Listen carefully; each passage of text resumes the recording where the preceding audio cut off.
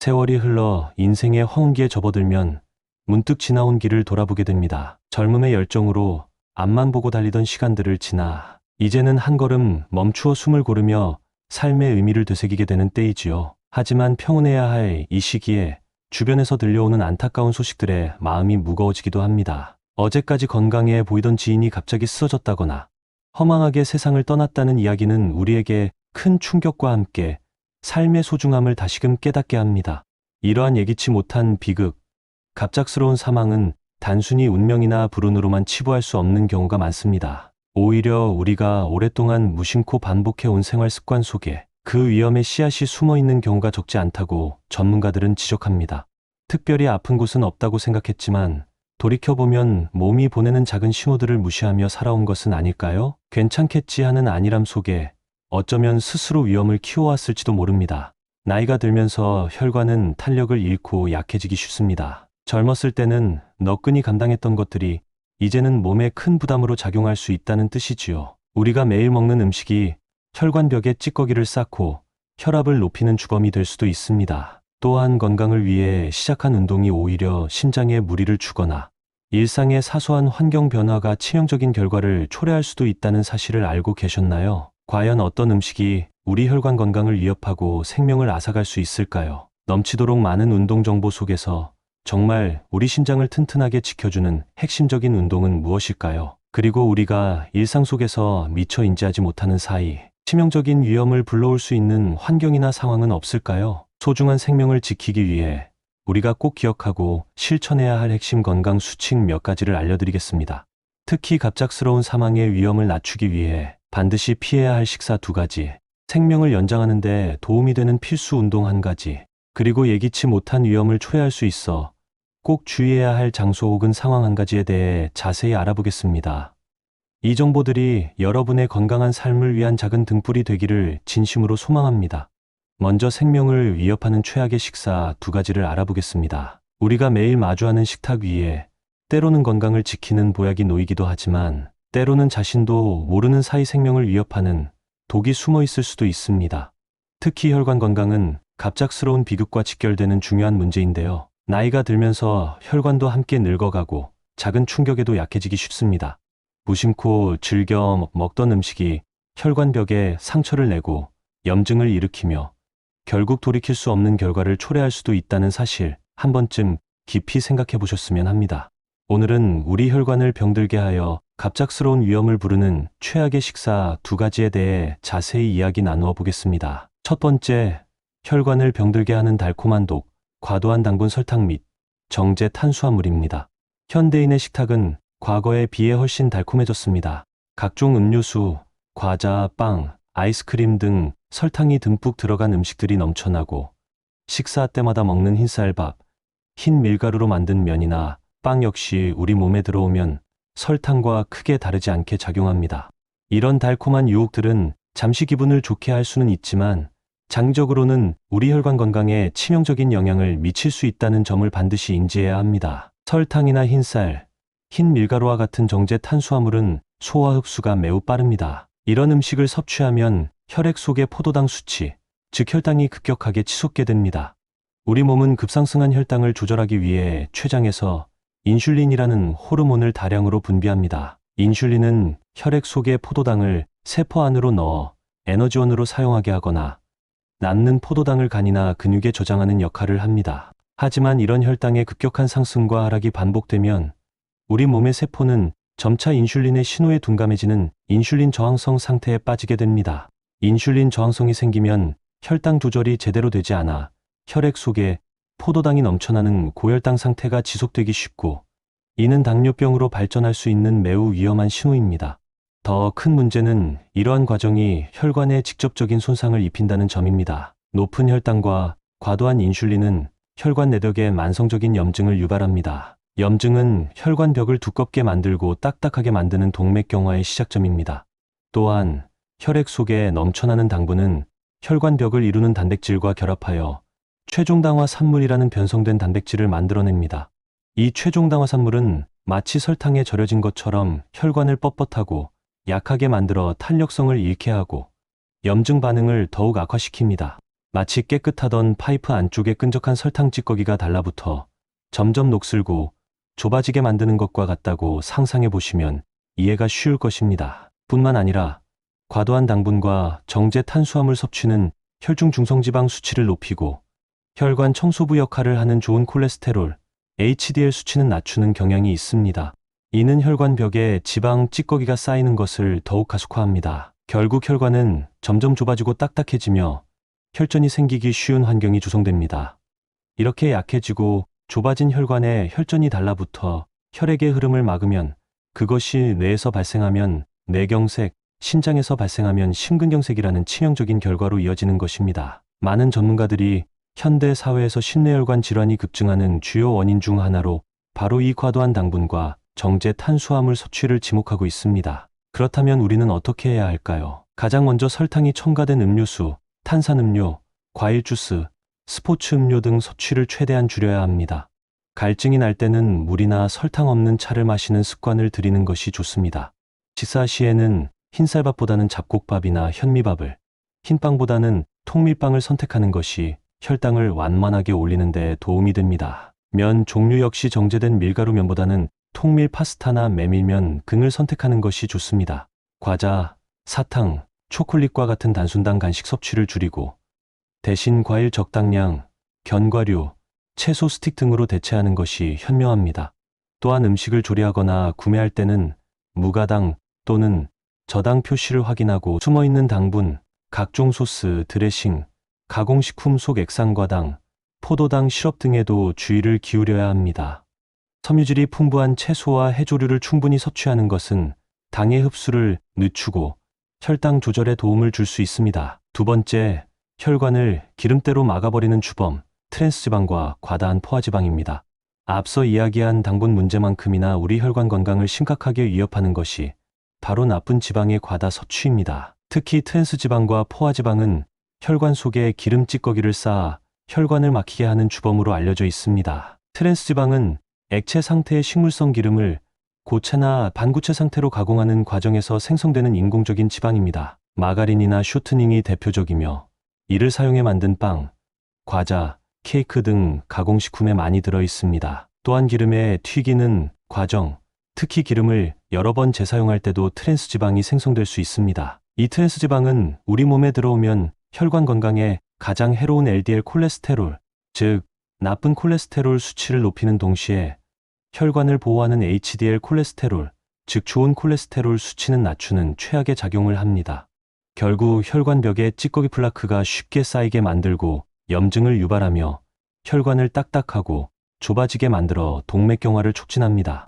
포화지방은 주로 동물성 식품에 많이 들어있는 지방입니다. 삼겹살이나 갈비처럼 기름기가 많은 붉은 육류, 소시지, 베이컨, 햄과 같은 가공육, 버터, 생크림, 치즈 등 유제품에도 상당량 포함되어 있습니다.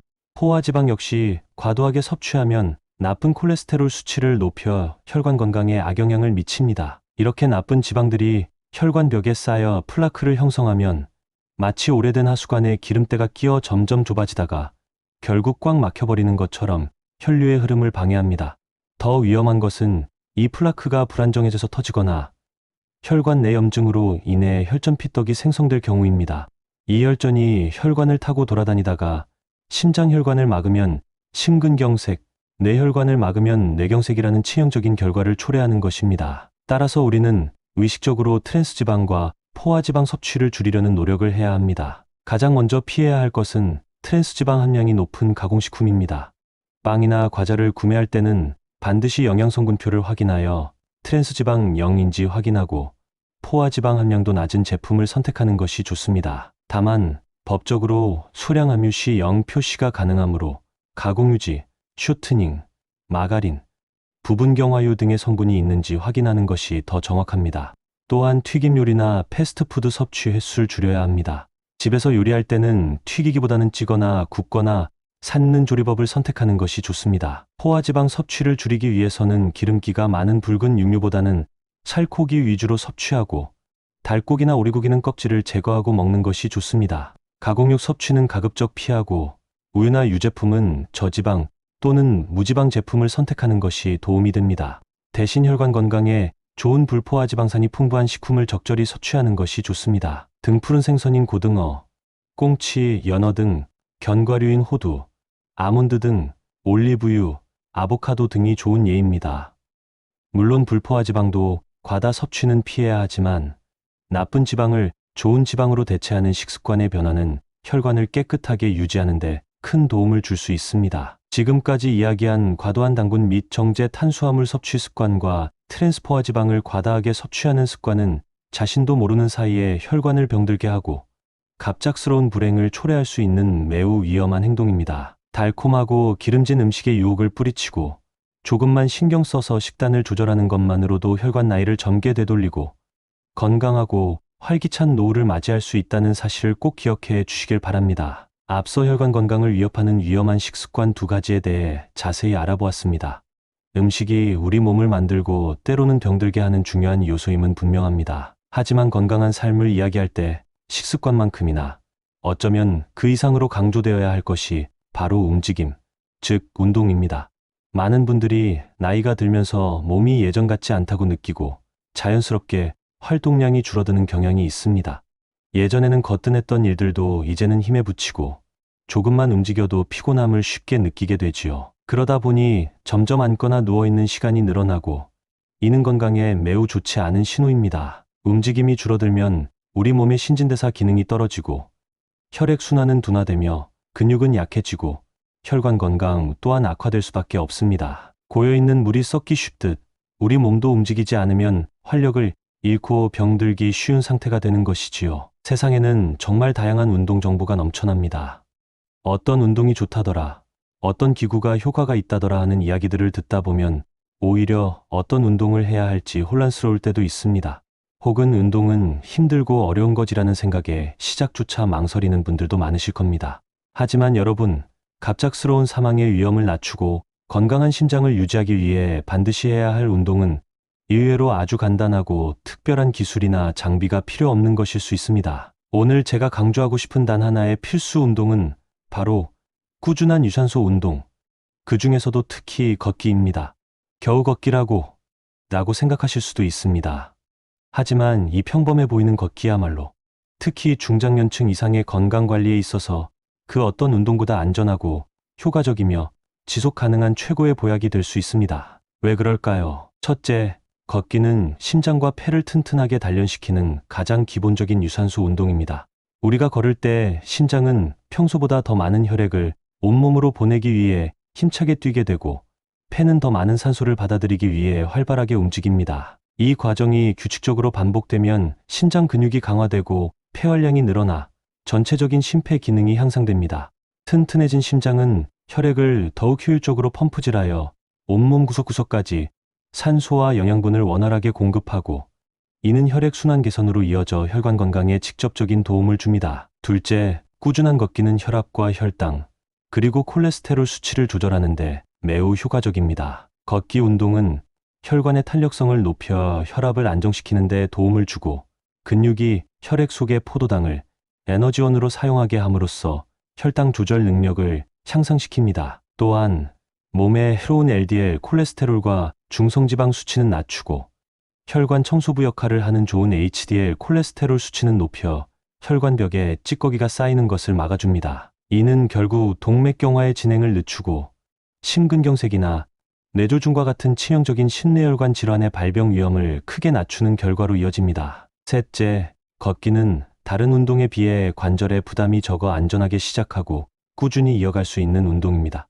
나이가 들면 무릎이나 허리 통증으로 고생하시는 분들이 많은데 달리기나 점프 등 충격이 큰 운동은 오히려 관절 건강을 해칠 수 있습니다. 하지만 걷기는 발이 땅에 닿는 충격이 비교적 적어 관절 부상의 위험이 낮으면서도 적절한 체중 부하를 통해 뼈 건강을 증진하는 효과까지 기대할 수 있습니다. 특별한 기술이나 값비싼 장비가 필요 없고 집 근처 공원이든 동네 골목길이든 어디서든 쉽게 시작할 수 있다는 점 역시 큰 장점입니다. 넷째, 걷기는 단순히 신체 건강뿐만 아니라 정신 건강에도 긍정적인 영향을 미칩니다. 햇볕을 쬐며 걷는 동안 우리 몸은 행복 호르몬이라 불리는 세로토닌 분비를 촉진하고 스트레스 호르몬인 코르티솔 수치는 낮춰줍니다. 규칙적인 걷기는 우울감이나 불안감을 해소하고 머리를 맑게 하여 인지 기능을 향상시키는 데도 도움이 될 수 있습니다. 복잡한 생각들을 잠시 잊고 발걸음에 집중하며 주변 풍경을 감상하는 것만으로도 마음의 평온을 얻을 수 있습니다. 여기서 가장 중요한 핵심은 강도가 아니라 꾸준함입니다. 한 번에 무리해서 2시간, 3시간씩 걷는 것보다 비록 짧은 시간이라도 매일 꾸준히 걷는 것이 훨씬 더 중요합니다. 마치 가랑비에 옷 젖듯 꾸준한 걷기는 서서히 그러나 확실하게 우리 몸을 건강하게 변화시킵니다. 운동은 힘들어야 효과가 있다는 생각은 버리셔야 합니다. 오히려 너무 무리한 운동은 신장에 부담을 주거나 부상을 유발하여 건강을 해칠 수 있습니다. 그렇다면 어떻게 걷는 것이 좋을까요? 최소 주 5회 이상, 한 번에 30분 이상 걷는 것을 권장합니다.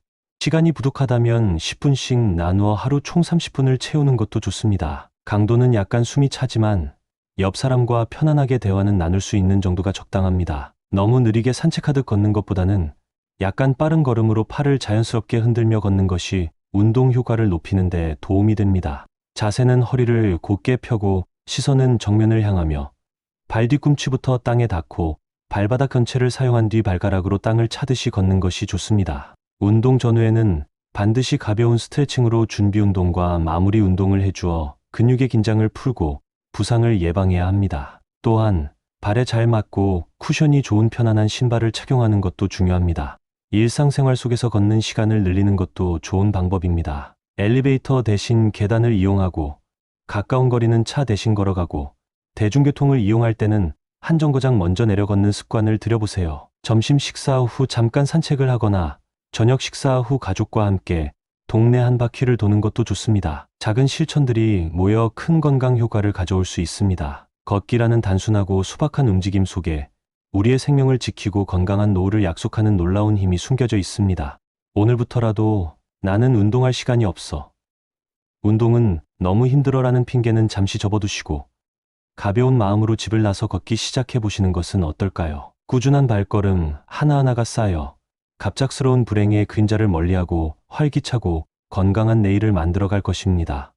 그 외에 우리의 건강을 위협하는 요소는 비단 음식이나 운동 부족에만 있는 것이 아닙니다. 때로는 우리가 머무는 환경 혹은 우리가 처하는 특정한 상황 속에도 예기치 못한 위험이 도사리고 있을 수 있습니다. 특히 나이가 들수록 우리 몸은 외부 환경의 변화에 민감하게 반응하고 젊었을 때는 아무렇지 않게 넘겼던 일들이 치명적인 결과를 불러올 수도 있다는 점을 유념해야 합니다. 오늘 우리가 마지막으로 주목해야 할 것은 바로 급격한 온도 변화가 있는 곳 또는 그러한 상황입니다.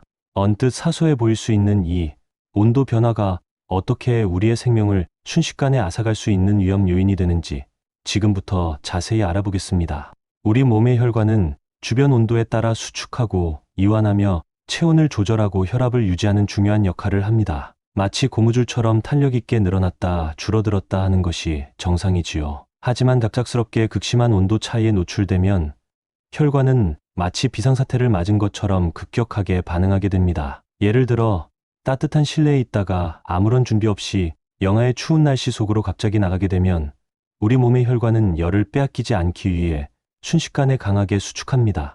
이렇게 혈관이 갑자기 좁아지면 혈액이 지나가는 통로가 좁아지는 것과 같아서 혈압이 급격하게 치솟게 됩니다.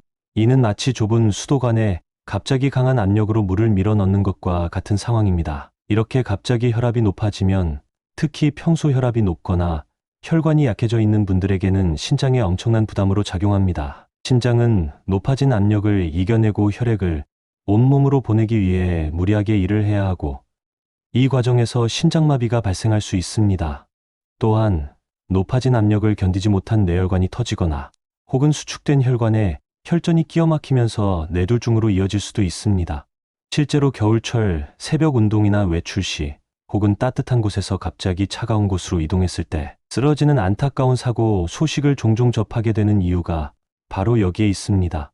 반대의 경우도 마찬가지로 위험할 수 있습니다.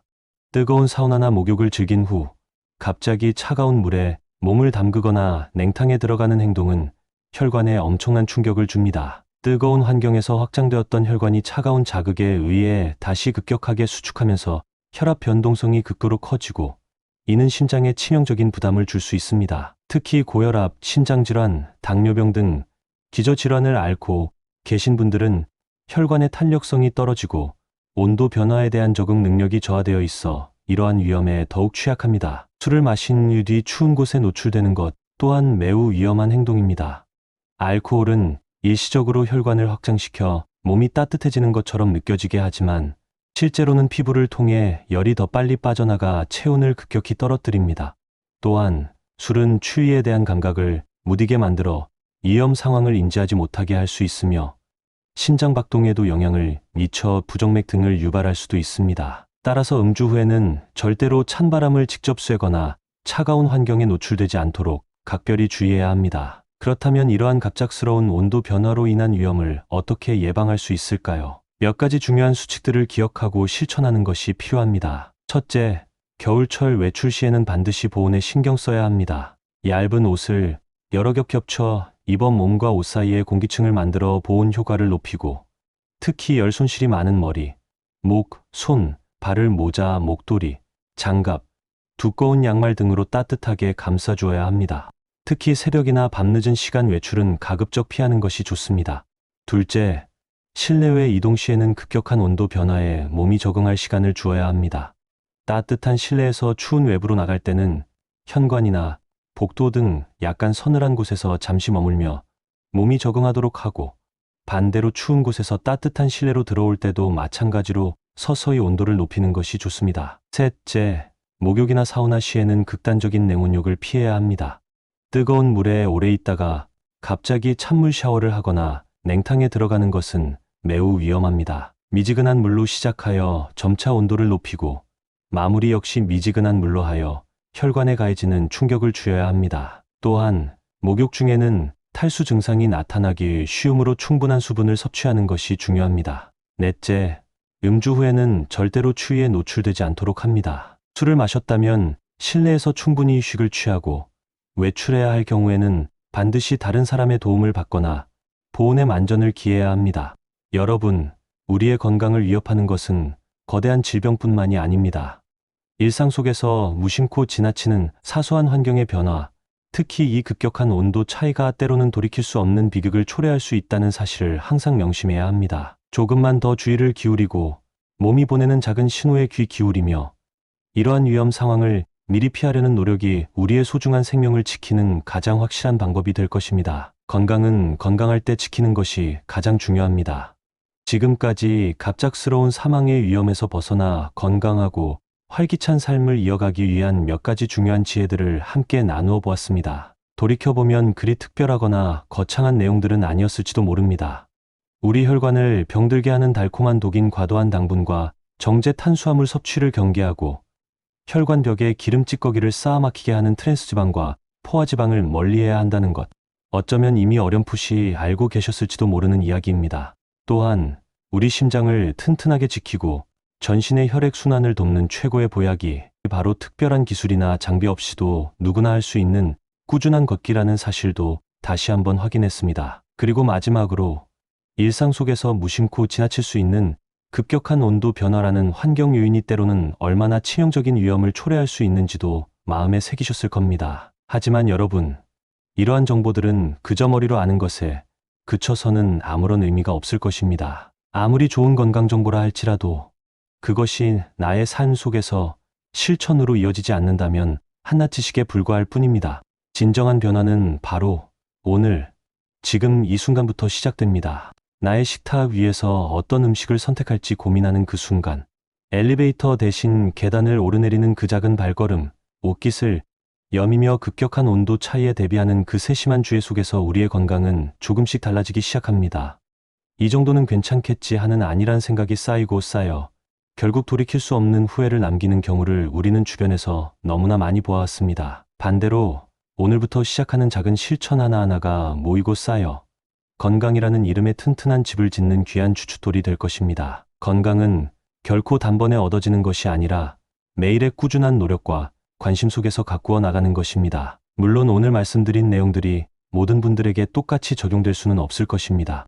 사람마다 타고난 체질이 다르고 살아온 환경과 현재의 건강 상태가 모두 다르기 때문이지요. 따라서 가장 중요한 것은 정기적으로 자신의 몸 상태를 점검하고 필요하다면 전문가인 의사 선생님과 상담하여 자신에게 맞는 건강 관리 계획을 세우고 꾸준히 실천하는 것입니다. 내 몸이 보내는 작은 신호에도 귀를 기울이고 건강에 대한 올바른 정보를 바탕으로 현명하게 판단하고 행동하는 지혜가 필요합니다. 부디 건강 관리를 더 이상 귀찮거나 어려운 숙제처럼 여기지 마시고 더 활기차고 행복한 내일을 위한 가장 가치 있는 투자라고 생각해 보시면 어떨까요? 우리의 능동적인 관심과 작은 실천들이 모여 예기치 못한 불행의 그림자를 멀리하고 마지막 순간까지 품격 있고 건강한 삶을 누리는 든든한 울타리가 되어줄 것입니다. 오늘 나눈 이야기들이 여러분의 소중한 삶에 긍정적인 변화를 가져오는 작은 씨앗이 되기를 바라며 늘 건강과 행복이 가득하시기를 진심으로 기원합니다.